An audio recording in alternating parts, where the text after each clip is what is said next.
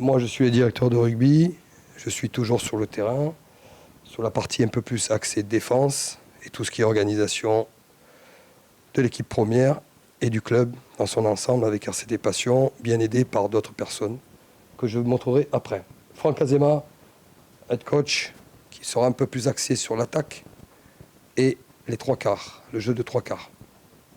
Alex Codling, qui vient d'arriver du Munster, qui prendra bien sûr la responsabilité de la cellule des avants dans son ensemble, épaulé par Cédric Béal, qui sera toujours responsable du centre de formation, je vous le montrerai après, mais qui devient officiellement intervenant touche, sous la direction d'Alex Codling, et du jeu d'avant, vous savez, dans le jeu courant. Voilà. Coordinateur et suivi pour des joueurs CDF Pro sur la cellule rouge. La cellule rouge, ce sont nos joueurs premium qui sont des Corentin Mézou que vous connaissez, qui ont besoin encore de se développer. Au tout nouveau Tana Keletaona qui arrive, qui a 18 ans, qui lui aussi est en cellule rouge. Je vous expliquerai après la cellule Minot, qui est la cellule des plus jeunes, des moins de 14 ans, jusqu'au Krabos, qui fait partie du programme RCT Passion. Ça, c'est un groupe, on l'appelle le groupe Minot. Voilà, Richie Gray qui reste consultant sur l'attitude au contact, qui est intervenant. D'accord. Max Petitjean, qu'on félicite, qui est avec l'équipe de France depuis 3 semaines, qui reste au club à 100%, qui est à disposition pour l'équipe de France, auquel j'ai accepté avec la demande de Fabien Galtier et bien sûr de Max Petitjean, mais qui reste toulonnais. Donc assistant coach des trois quarts et chargé du jeu au pied sur l'ensemble des jeunes du club, pas que des pros. Mathieu Bastaro, l'indéboulonnable team manager du club. Ça va? Juste une question, Pierre. Oui. Avant, si on peut parler de manipulation pour Romain Petitjean, ça charge du jeu au pied, manipulation. C'est tout ce qui est skills. Voilà, bon, c'est ce qu'il fait, hein. Manipulation, skills. Pardon. Eric Dazamartini est parti. Eric reste à la préformation. Voilà. Il s'occupe plus de la mêlée avec les... Il sera de temps en temps avec nous. Voilà, on a un consultant aussi qui viendra de temps en temps avec Mika. Comme un peu la saison dernière, il travaille en binôme. Voilà. Sur la cellule performance, pas trop de changements. Vous avez toujours Sébastien Bourdin, qui est responsable, directeur de la perf. Cédric Vivant, qui est l'historique du club. Jean-Baptiste Boès, toujours en place. Anthony Coudet, responsable de la préparation physique, scientist. Un nouveau venu, Ryan McIlroy, qui a remplacé notre historique Gilles Alou. On ne l'a pas foutu dehors, il est parti à la retraite, mais quand même, il va rester un peu avec nous de temps en temps, avec plaisir, Gilles. Et Ryan a pris sa place. Ryan était avec le centre de formation, vous voyez, c'est une promotion logique.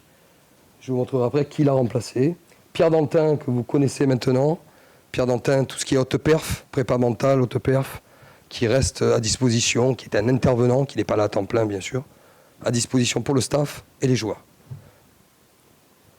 Deux petits nouveaux au niveau des médecins. Philippe Boulard, qui vient d'arriver, et Anthony Boyer, qui n'est pas encore arrivé, qui arrivera bientôt. Donc ce sont 2 médecins qui vont s'occuper des pros et du CF. Donc ce n'est plus un médecin pour les pros, un médecin pour le CDF. Voilà, c'est vraiment un travail en binôme sur, vous avez compris, on va dire 80 joueurs, quoi. Voilà. Sandrine Agricole, qui est toujours la responsable kiné. Deux nouveaux qui arrivent, Jérémy Cheviotte. C'est un retour, puisqu'il était au CDF il y a 3 ans. Et à nouveau, Alexandre Put, qui arrive de la région d'Avignon. Jean-Pierre Darnaud, Jérôme Valero, Anne Lacombe, toujours là. Et Sofiane Outili, qui travaille aussi très très bien avec nos jeunes, au niveau de la psychologie. On travaille avec Pierre Dantin, donc c'est super. Les analystes vidéo sont toujours en place, aucun changement. Nos intendants aussi. Mathilde, qui met en place toute la logistique pour les joueurs professionnels et CDF, qui est toujours là avec un travail remarquable pour tout ce qui est logistique. Fini pour le staff. Vous voulez poser des questions maintenant pour le staff? Juste une question sur la cellule des médecins, Pierre. Oui. Pourquoi tu as fait le choix d'avoir 2 médecins qui gèrent aussi bien les pros que le centre de formation? Est-ce que tu peux nous dire un peu leur parcours? Est-ce qu'ils sont issus du monde professionnel du rugby ou quoi? Alors, oui, les deux ont travaillé dans le rugby pro. Philippe était à Toulon, Philippe Boulard était à Toulon, je crois, il y a 5 ans. Je n'étais pas là au club, donc je suis désolé, je n'ai pas la date exacte. Il était 2e médecin ou 3e médecin. Il venait, c'est quelqu'un qui a une grosse expérience sur le rugby, mais bon, dans son monde professionnel, la médecine. Ouais, c'est quelqu'un d'un profil, je ne connaissais pas du tout. Voilà. Et pourquoi un travail à deux? Parce que c'est une charge énorme. Hein. Donc je voulais 2 docteurs à temps plein qui se partagent les uns les autres. Voilà, parce que tout seul, même au niveau des pros, c'est souvent compliqué. Voilà. Il y a beaucoup de boulot malheureusement. Je pense qu'on aura plus d'efficacité avec 2 garçons à temps plein. Voilà. Et pour Anthony Boyer, oui, c'est quelqu'un qui vient du monde du rugby aussi. Donc 2 médecins du sport. Le fait que ce soit CDF aussi, c'est une volonté. Ils seront tous les 2 pro et CDF. C'est pas le cas l'année dernière, il me semble. Non. Non, l'année dernière, on aura toujours un médecin en plus, on aura un 3e médecin CDF, je ne sais pas si tu l'as mis après, qui sera là pour les matchs, etc. Mais ces gens-là sont à temps plein toute la semaine et se partageront le week-end. Ça va?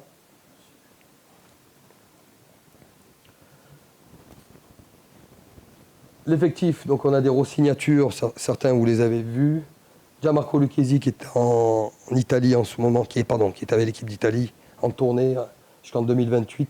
Baptiste Serin jusqu'en 2028, Ben White, vous le voyez. Ryan qui a re-signé jusqu'en 2027 et Jérémy Saint-Zel, je vous montrerai après, qui va bien sûr jouer et un petit peu participer à notre programme RCT Passion sur l'entraînement, sur le coaching. Donc il va un petit peu encore donner un coup de main jusqu'en 2027. Les recrues, vous les avez vus aussi. Luciano Acevedo qui arrive d'Argentine. Julika El Concourier de La Rochelle. Hugh Jones de Glasgow. Et Gaël Ficou du Racing.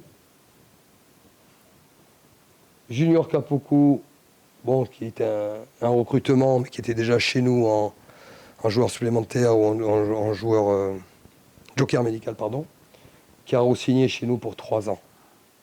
C'est une bonne nouvelle, qui est GIF cette année. APT Narogo qui arrive des Fidji du Rugby 7, quelqu'un qui a un même parcours qui est passé à 15, vous aurez l'occasion de le voir. Voilà, un joueur connu sur le parti 7. Et Rabat Slimani, joueur d'expérience, bien sûr, qui arrive du Leinster, qui sera là, lui, la semaine prochaine, qui va intégrer un peu l'équipe et qui officiellement attaquera le rugby le 27 juillet.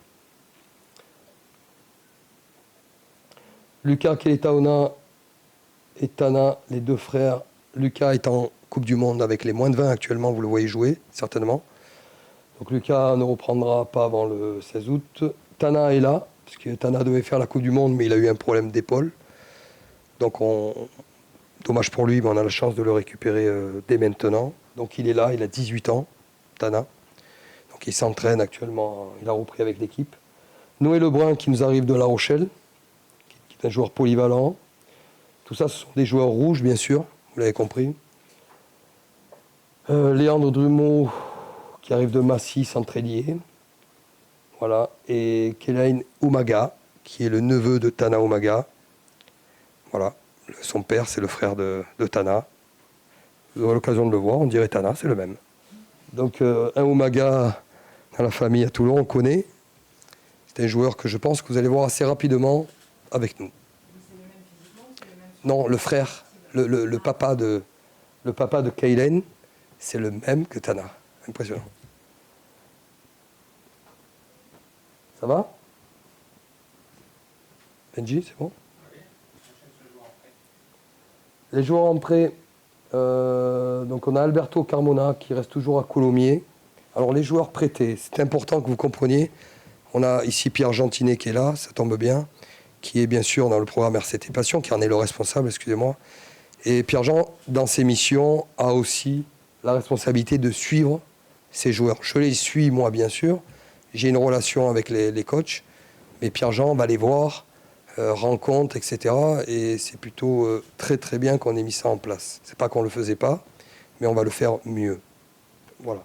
Donc Alberto Carmona, qui va être prêté à Coulommiers, Barnabé Méchantel à Béziers, Louis Morland, on s'est tâté à le récupérer cette année, c'est vrai, mais il a encore besoin de se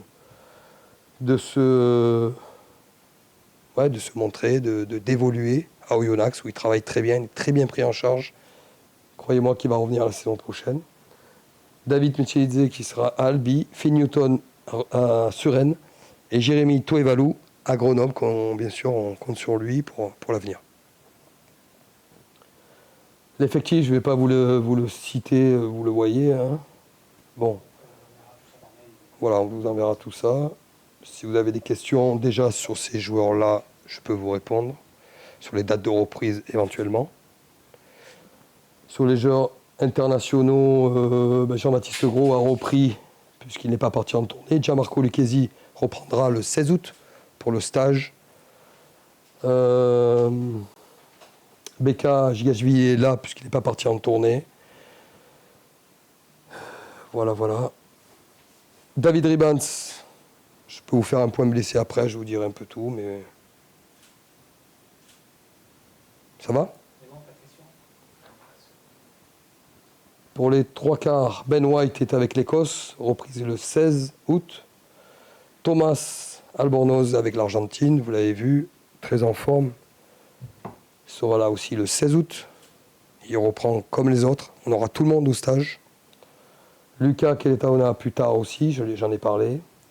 Vous avez Ignacio Brex qui est avec l'Italie, qui reprendra pareil le 16 août. Hugh Jones n'est pas parti en tournée puisqu'il avait un problème de pied.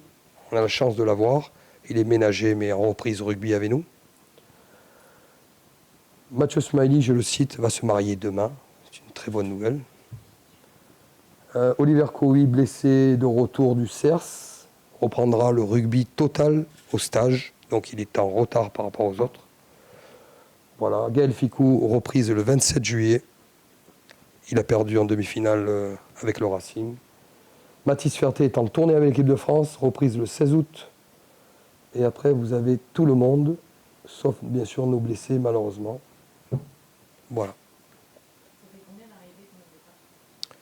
Oh, j'ai pas le nombre, mais pas tant que ça. J'ai pas, excusez-moi, en tête, je l'ai pas. Le centre de formation, donc Cédric Béal, comme j'ai dit, il reste directeur du centre de formation. Aucun changement pour lui le concernant. Je ne voulais pas bouleverser ce qui marche très bien, ce qu'on a mis en place depuis 4 ans. Bon, Cédric est monté en compétence, mais il reste directeur du centre de formation, qui a amené le recrutement de Sofiane Youssef au niveau des avants, pour libérer un peu Cédric du terrain. Donc il sera beaucoup plus sur le terrain, effectivement, avec les pros. Mais comme j'ai parlé de la cellule rouge, vous avez bien compris que la cellule rouge va s'entraîner quotidiennement avec les pros. Donc Cédric s'occupera de ce suivi-là en lien avec le centre de formation. Voilà. Si vous avez des questions sur le centre de formation, vous voyez qu'on met les moyens de nos ambitions. Juste une question, Pierre, sur Michael Valli, qui me semble n'a pas été marqué dans les différents diapos. Oui. Son rôle cette année, est-ce qu'il est avec les pros, est-ce qu'il est... Oui, Mika, comme j'ai dit, sera consultant. D'accord, il ne peut pas être aujourd'hui légalement, il ne peut pas être encore entraîneur, il le sera certainement. Aujourd'hui, il a besoin au niveau médical de se soigner et tout, donc il est juste consultant.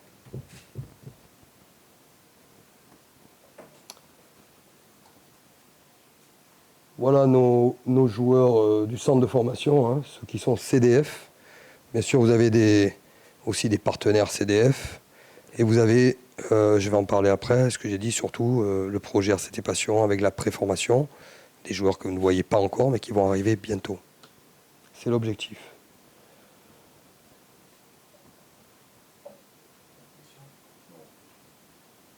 Vous voyez, pardon, tu peux revenir. Vous voyez, par exemple, il y a Joey Kerikaraba qui s'entraîne avec les pros, hein, qui fait partie de l'effectif pro, mais qui est au centre de formation. Vous avez même, je crois, Junior Kapoku qui doit apparaître par là. Je ne le vois pas. Patrick Truffoua, Michaud, oui, qui j'ai pas parlé, qui est avec la Géorgie. Voilà, tous ces joueurs-là sont encore au centre de formation, quoi. Voilà. Vous voyez là, exactement. Ça va? Donc RCT Passion, vous Vous savez que c'est un projet qui nous tient plus qu'à cœur, qui est en marche depuis 4 ans, mais depuis 3 ans sur la préformation, 4 ans sur le territoire. En quelques mots, nouvelle organisation. Déjà, là, ce que je veux signaler, c'est que vous avez eu écho que ça a été difficile un petit peu sur des échanges avec l'association, etc. Aujourd'hui, je suis heureux de dire qu'on est vraiment en phase, aligné pour un seul projet, pour les jeunes.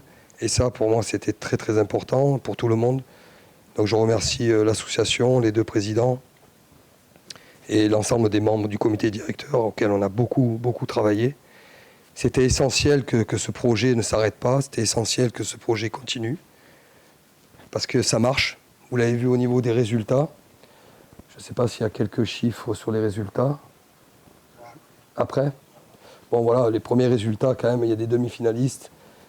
Toutes les équipes ont été qualifiées, ce n'était pas arrivé depuis très longtemps.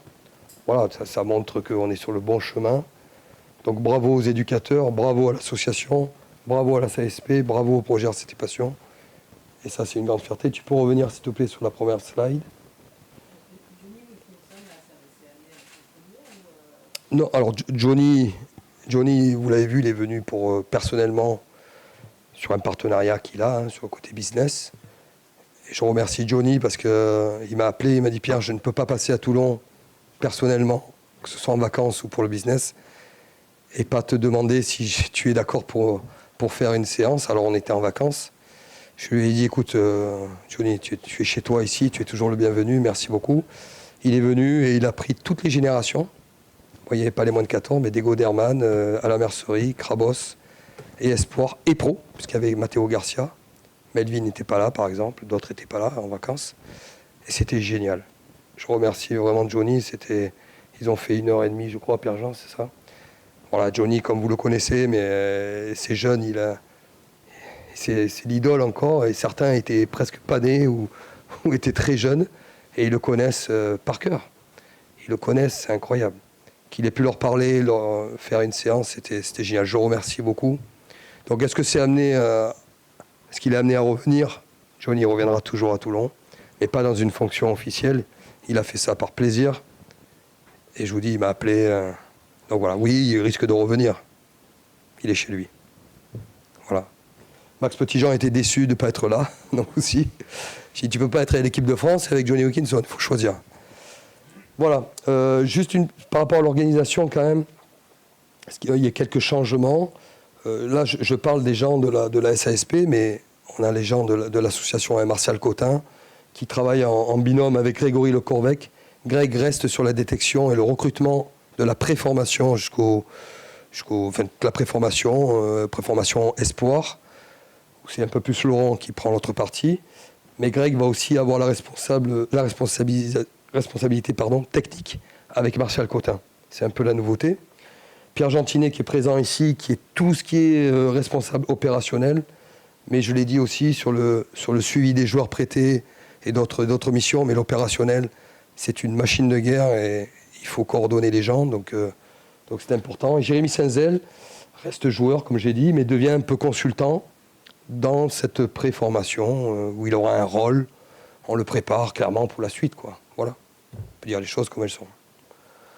Rappel un petit peu sur les 3 axes, le territoire, vous le savez. Le territoire, c'est 90 partenaires, 90 clubs qui sont devenus partenaires. Je ne sais pas combien on était au départ, Pierre-Jean, mais très peu. Très peu avaient signé une convention. Aujourd'hui, on est 90. Donc bravo. Je les en remercie de leur confiance. Parce que aujourd'hui, si on en est là, c'est que forcément, le Rugby Club Toulonnais donne beaucoup à ces clubs-là. On prend forcément des joueurs, des jeunes joueurs, mais c'est pas que ça aujourd'hui. Donc bravo. Il y a plus de 60 opérations par saison et plus de 10 000 de licenciés, plein d'actions que si vous avez des questions, avec plaisir. La reconversion, la reconversion c'est important. On a plus de 10 joueurs qui ont été engagés dans une immersion professionnelle, vous savez. 5 joueurs par saison en formation, voilà, tout ça, ça va encore se développer avec Pierre-Jean et les collaborateurs.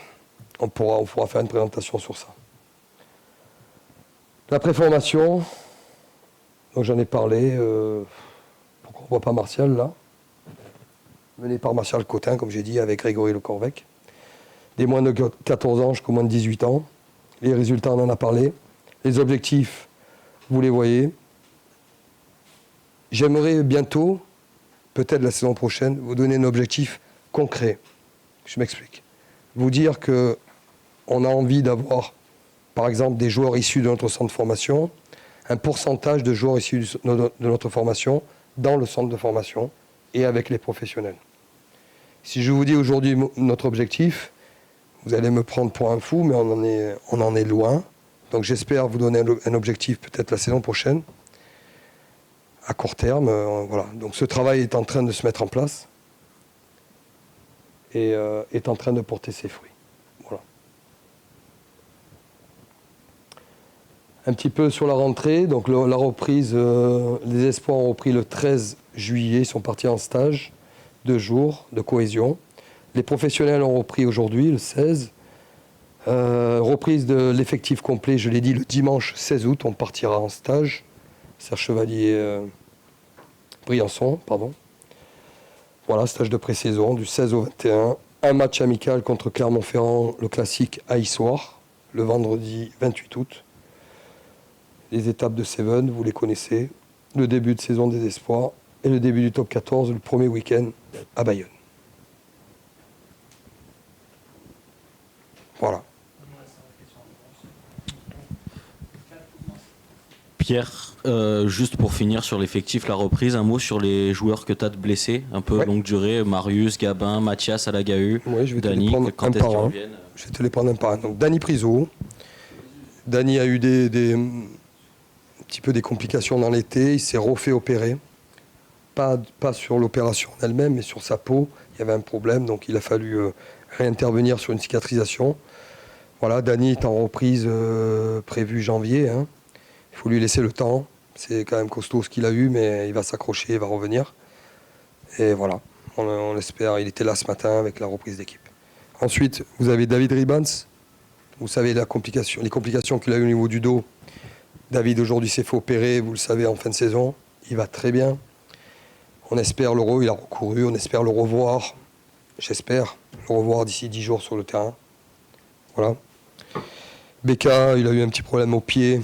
On a fait une petite intervention, pas chirurgicale, mais une intervention sur son pied. On espère le revoir la semaine prochaine ou la semaine d'après. Mathias Alagahu, vous le savez, je vous l'avais annoncé, s'est refait opérer du pied. Là, on est sur un délai certainement plus long aujourd'hui, puisqu'il aurait pu reprendre là, mais ça ne sera pas avant novembre, certainement. Swan Rebadge, on l'espérait aujourd'hui, on va attendre une semaine de plus, prendre aucun risque. Lewis Ludlam s'est fait opérer, vous le savez, bien avant la fin de la saison, pendant la Coupe d'Europe.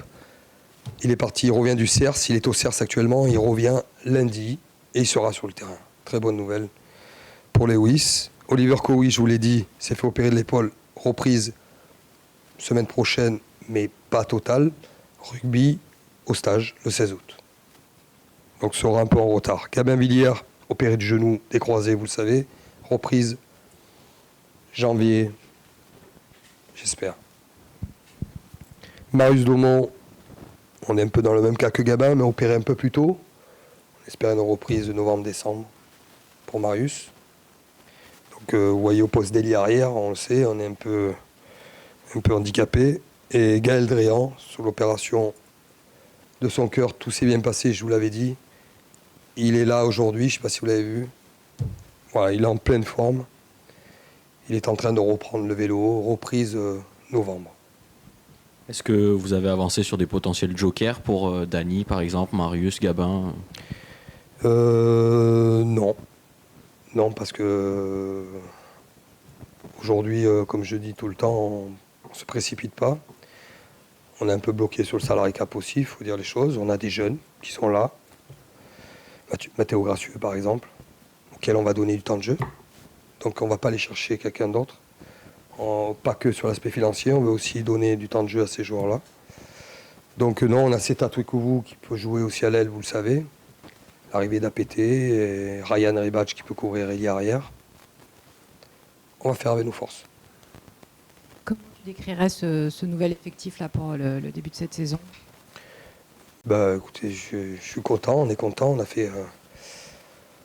a essayé de faire au mieux, hein. C'était pas simple, notamment sur le poste de deuxième ligne, il y a des choses qui sont pas, il n'y avait pas énormément de place sur le marché, mais on a réussi à mettre la main par exemple sur Luciano Acevedo.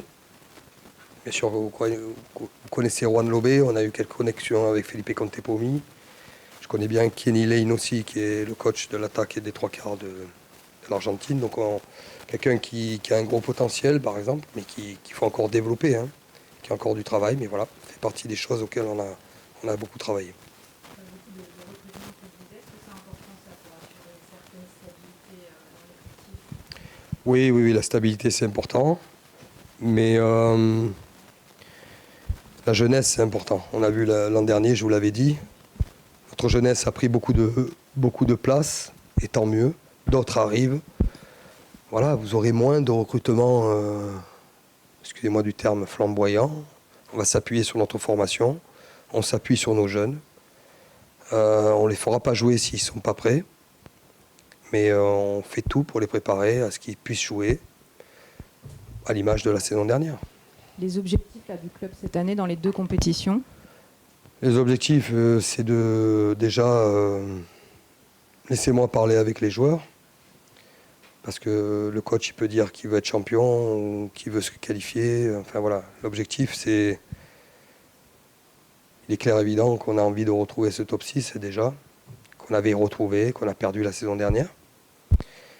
Donc on va déjà mettre le focus sur ça. Et puis jouer la Coupe d'Europe aussi à fond, comme chaque année.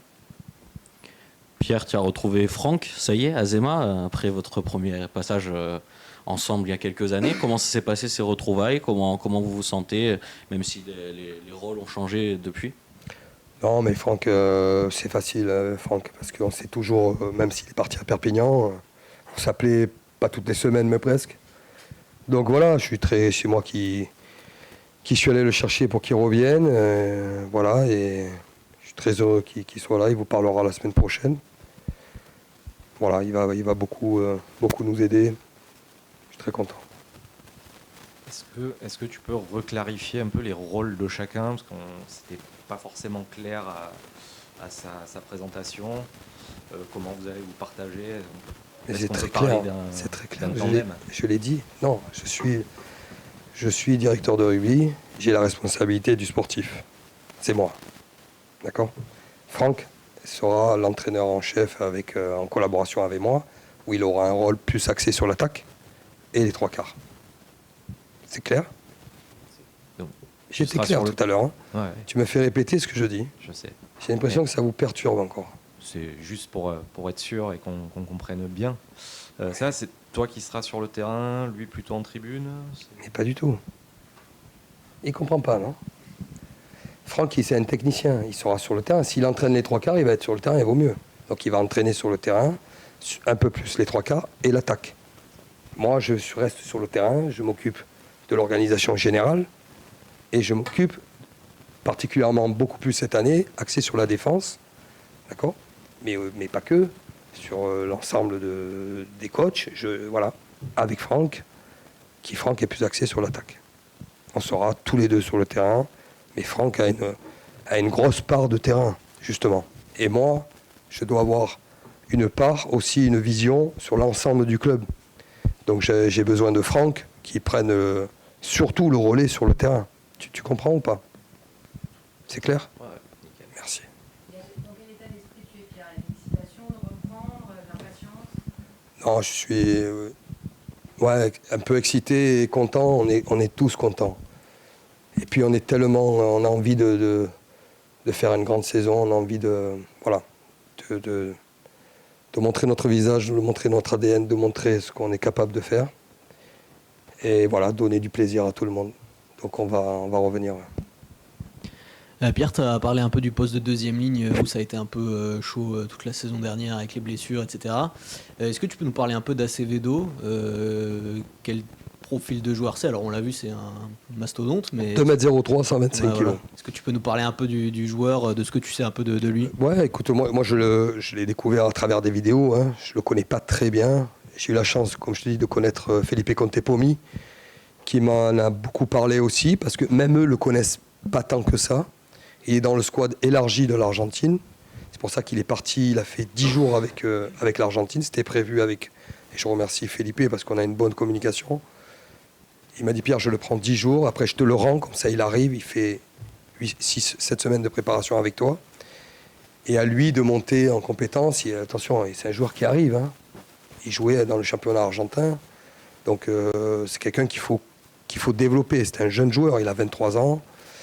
Il a très peu d'expérience sur le très haut niveau. Voilà, c'est un pari. Il faut lui laisser un peu de temps. Mais tu as compris que c'est un joueur profil droitier, massif, qui pousse à droite, qui est plutôt frontal. Si tu le croises dans la rue la nuit, fais attention. Et toujours sur ce poste de deuxième ligne aussi, du coup vous avez prolongé Junior. Est-ce que vous pensez, est-ce que tu continues à penser l'utiliser un peu sur les deux postes, deuxième ligne, troisième ligne, profiter de sa polyvalence? Oui, les 2 postes. Tu peux citer Judicaël Concourier, qui a quand même fait 6 mois à La Rochelle au poste de 5. Donc là, ça va bien m'arranger. Et lui aussi, peu importe où il joue, je lui ai dit, qu'il soit deuxième ligne, troisième ligne, on va s'en servir sur les 2 postes. Pour rester sur les recrues qu'on connaît moins, il y a Narogo. Est-ce que tu peux nous parler un peu de lui? Pourquoi ce joueur? Quel est son profil? Parce que beaucoup de monde s'attend peut-être à avoir un Wayne Nicolo, mais est-ce que c'est vraiment ça ou... Ouais, c'est bon. Joueur fidjien, on va pas trop les présenter. Joueur flamboyant. Mais il a la particularité, lui en tout cas, d'être un joueur un peu entre les deux. Si je peux citer 2 joueurs, je me permets de citer Djuta. Tu peux citer aussi Josh Tuizova, tu vois, un peu des profils différents de Fidjiens. C'est peut-être un joueur qui se situe au milieu, pour te donner une idée. Et un joueur qui a, en tout cas sur le Seven, répète énormément les tâches. Un gros travailleur. Voilà, donc il va falloir lui aussi lui laisser un peu de temps d'adaptation à 15, même s'il a joué à 15. Il a commencé à 15. Mais bon, là il est en forme, il revient du Seven, il est plein gaz, quoi. Voilà. Donc joueur à découvrir, vous allez le découvrir, on va le découvrir. Voilà, laissez-lui un peu de temps aussi à arriver, se découvrir l'environnement, ses coéquipiers, le jeu. Il y a un peu de boulot, quoi. Pierre, le calendrier est tombé. Les premières journées, là, Bayonne, La Rochelle, Castres, comment tu vois ça? Comment tu as accueilli ces premières journées de championnat?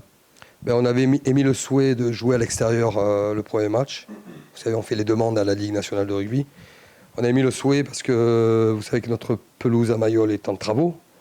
Donc elle n'aurait pas été prête sur la première journée, mais elle sera prête toute neuve pour la réception de La Rochelle. Ça, c'est le premier point, le calendrier. Peu importe les matchs, vous le savez, c'est la guerre, c'est un test match, chaque semaine. Ben voilà, ça commence le 5, ça finira fin juin. Feu. Pierre, j'ai une question sur la concurrence au centre, qui est peut-être le secteur de jeu où tu as le plus de matière, avec des profils bien plus différents que ce que tu as pu avoir notamment l'année dernière. C'est assez impressionnant les noms affichés avec le recrutement de Hugh Jones et Gaël Ficou. Comment tu comptes gérer toute cette concurrence-là et pourquoi tu as décidé de densifier autant le centre du terrain? Alors, déjà parce qu'on avait besoin. On a eu beaucoup de blessés, souviens-toi, l'an dernier à ce poste-là. Ça, c'est la première chose. On a besoin aussi de talent. En recrutant Hugh Jones et Gaël Ficou, est-ce que j'ai besoin de vous présenter les 2 joueurs? Non, ce sont 2 joueurs de grand talent, 2 joueurs d'expérience. On manquait un peu d'expérience, un peu sur le milieu du terrain. Je ne parle pas de Jérémy Saint-Zel, bien sûr. Mais Jérémy, vous l'avez compris, il sera là en grand frère, en pompier, quand ces joueurs-là seront, je l'espère pour eux, avec leur sélection au mois de novembre, et surtout pendant le tournoi. Donc voilà, mais il y a des joueurs aussi qui poussent. Oliver Cowie aura son mot à dire. Mathieu Smiley, tous ces joueurs-là. Antoine Fritsch. Je veux bien qu'ils pointent le nez encore plus, quoi. Antoine, on l'a très peu eu, souvenez-vous, par des blessures. Ben oui, il y a une grosse concurrence, mais la concurrence, elle fait que tu vas te surpasser, tu vas te challenger. Et voilà, et je veux que chaque week-end, cette concurrence, elle nous apporte pour tout donner chaque match, que ce soit à domicile et surtout à l'extérieur. Donc on va repartir sur des bases avec une ADN claire, une ADN où on n'a pas toujours été, j'ai pas envie de parler de ce qui s'est passé la saison dernière, mais voilà. On a plutôt, j'ai pas trop envie de parler de ça. Au lieu de parler, on a plutôt à faire. Il y a aussi l'arrivée de Judicael. Il me semble que c'est quasiment le premier joueur que vous avez signé lors de la saison Oui, précédente. t'as raison. Je crois que c'était quasiment une de vos priorités, sur le marché. C'est un joueur qui a énormément d'expérience. Toi, je ne sais pas si tu le connais déjà. Pourquoi tu avais décidé de... Bon, vous n'avez pas mis le paquet dessus, mais en tout cas, vous l'avez sécurisé très tôt avec l'envie qu'il signe rapidement. En fait, pourquoi? Parce que des fois, il y a des timings et il aurait pu rester à La Rochelle. La Rochelle voulait le garder. Hein. Mais bon, La Rochelle était aussi, comme tout le monde certainement, une position délicate, salary cap, il faut signer les joueurs. C'est compliqué pour tout le monde. Hein. Donc on a profité de cette fenêtre, certainement.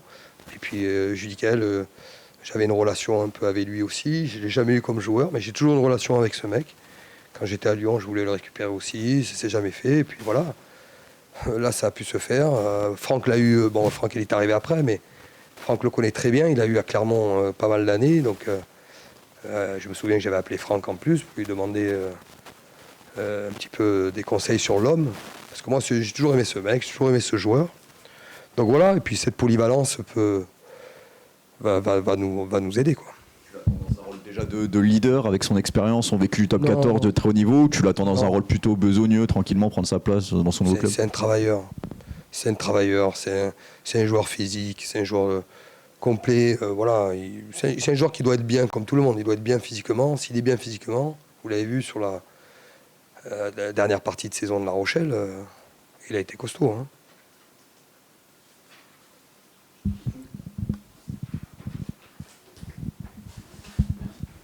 Pierre, parmi tes internationaux qui sont pas là, il y a Lucas Keletaona. Tu as une de tes recrues qui va jouer une finale de Coupe du Monde du vin. Est-ce que tu peux nous parler un peu de sa compétition, de comment tu le trouves avant de l'avoir ici avec Toulon, sachant qu'elle a été un peu mouvementée aussi malgré lui, cette compétition? Oui. Non, mais Lucas, c'est un joueur qu'on suit, vous le découvrez un peu plus, parce que là, on suit la Coupe du Monde en ce moment, mais c'est un joueur qui a un gros potentiel, quelqu'un qui a du tempérament, quelqu'un qui a besoin de... Oui, vous le voyez, des fois, il fait des choses incroyables sur le terrain, des fois, il est un peu en dedans, il est jeune, hein. C'est un jeune 10, donc... mais gros potentiel sur le jeu au pied, en défense. Il a un physique quand même pour un 10 qui est assez rare. Ça va être un des 10 les plus costauds du championnat. Donc voilà, il est encore jeune, on va l'amener à ce nouveau challenge. Voilà. Donc étape par étape. Tu es satisfait de ce que tu vois là sur cette Oui. Il fait une belle Coupe du Monde quand même. Souvent cité. Non? Si. Oui, non, mais je suis confiant. Je ne sais pas si c'était le cas l'an dernier, mais en tout cas la présentation c'était pas le cas. La cellule rouge, t'es très peu passé dessus. En tout cas rapidement, pourquoi tu as décidé de mettre ça en place avec Cédric? Parce que le suivi était trop difficile l'année dernière, ou en tout cas tu voulais un suivi plus précis, notamment sur les datas, sur les stats, sur le fait de monter les joueurs. On l'avait déjà, hein. Mais là ce qu'on a rajouté surtout, c'est les minots. Les minots, on est un peu plus... Qu'est-ce qui va se passer avec ces joueurs? En fait, ce qu'on va essayer dans la saison, même les joueurs minots, on va essayer de les faire entraîner avec des pros. Vous savez, sur des vendredis, quand on fait des games, des fitness games, de ceux qui ne jouent pas, vous voyez. Rien ne nous empêche de faire des séances communes ensemble. Ça leur permet déjà de mettre un petit peu le pied, et ce qu'ils se rendent compte que c'est le très haut niveau. Ça, c'est la première chose. Et on pourra aussi organiser, vous serez invités, je n'ai pas de problème avec ça, sur des séances qu'avec des rouges et qu'avec des minots. Je ne dis pas qu'on va le faire chaque semaine, mais avec Pierre-Jean, Greg et Martial, on va organiser ça 3-4 fois dans l'année, j'en sais rien. Mais en tout cas, c'est des idées qu'on a et qu'on veut développer. Est-ce qu'elle est assez large cette cellule, ou est-ce qu'elle est assez restrictive? Combien il y a de joueurs à peu près? Comment ça se passe? Elle est assez large. Sur les minots, elle est très large. Très large parce que, tu sais, d'une année sur l'autre, ils évoluent très vite, ça va vite. Donc, c'est pas parce qu'ils n'y sont pas, c'est une liste cachée d'ailleurs. Hein. Je vous la donnerai pas parce qu'ils sont jeunes, ils ont 15 ans, 14 ans, 16 ans, 17 ans. Je veux dire, ça ne veut pas dire qu'ils seront professionnels demain. Ça veut dire qu'on suit tous les joueurs de la préformation. Tout le monde est suivi pareil. On a forcément un œil particulier. Il y a l'académie, vous connaissez l'académie, qui fait partie de la fédération, qui est rattachée au club cette année, avec Raphaël Steyer, qui est le responsable. Voilà, c'est tout à fait normal qu'on travaille, qu'on ait une attention particulière sur le plan technique, physique et moral et scolaire sur tous ces joueurs. Voilà, pour les faire évoluer du mieux possible et qu'on en rentre le maximum dans notre centre de formation. Sur le groupe, notamment la troisième ligne, qui est assez jeune, finalement, tu as beaucoup de jeunes en troisième ligne. Pourquoi tu as fait ce choix-là? C'est une opportunité de marché? Comment ça se passe? Oui, c'est une opportunité surtout qu'on veut préparer l'avenir, quoi. Là, franchement, quand vous regardez Joe Kekaraba, Michaud, tous ces joueurs, ils ont 18 ans, 19 ans. Tana, c'est-à-dire tous ces mecs, ils vont jouer. Hein. Ils jouent en pro déjà. Hein. Donc, il y en a d'autres. Excusez-moi, que je n'ai pas cité. Parce que Charles Lewis pour encadrer les Judy Kael. aussi, Ouais. ça fait quand même très peu de joueurs. En fait, presque plus de jeunes que plus. Oui, après Jules Coulon, il commence aussi à prendre un peu de l'âge. Bon. Écoute, on mise sur l'avenir. On nous l'a souvent reproché, vous n'allez pas nous le reprocher. Mathias. Donc, mais tu as raison, après c'est un équilibre. Tu vois, c'est un équilibre, mais bon, on regarde demi-finale de Coupe d'Europe, je crois que tu as Michaud qui joue d'entrée. Tu as ça, comment? Tu as Junior qui a 20 ans, tu as un garçon de 18 ans, un garçon de 20 ans. Bon, ben voilà, après tu as Zach Mercier, tu vois, tu as Charles Olivon, tu as Judicaël Concourrier, tu as Jules Coulon. Bon, ce sont des garçons qui ont de l'expérience, mais tu peux faire un mixte, c'est génial. J'ai encore une question sur Luciano Acevedo. Tu disais que tu l'avais découvert un peu en vidéo. Tu disais que c'était un pari aussi, qu'il avait encore beaucoup de travail. Sur quoi il doit beaucoup travailler sa caisse, sa répétition de tâches? Comment le rythme, j'imagine, je ne connais pas trop le championnat argentin, mais j'imagine le rythme est complètement différent de ce qu'il peut connaître en top 14. Sur quoi est son principal axe de travail, de progression? Tu l'as dit dans ta question, c'est la répétition de tâches. Je rajouterai la vitesse de jeu du top 14 par rapport au championnat argentin. Ce que je peux te dire, c'est que je ne regarde pas le championnat argentin toutes les semaines. J'ai vu des matchs où ça tapait quand même, tu vois. Ça tape comme le top 14, c'est assez physique. Et sur ça, il n'est pas très en retard. Donc il faut le préparer sur la répétition de tâches et sur l'enchaînement de vitesse. Après, il y a tout le secteur de la mêlée, de la touche, où c'est quelqu'un qui aime ça, quoi. C'est quand même son point fort, sur la puissance, la force. Voilà, donc laissez-nous un peu de temps. Laissez-lui un peu de temps. Et on va bien le développer. Il semble assez tourné sur ce qu'on voit en vidéo. Oui.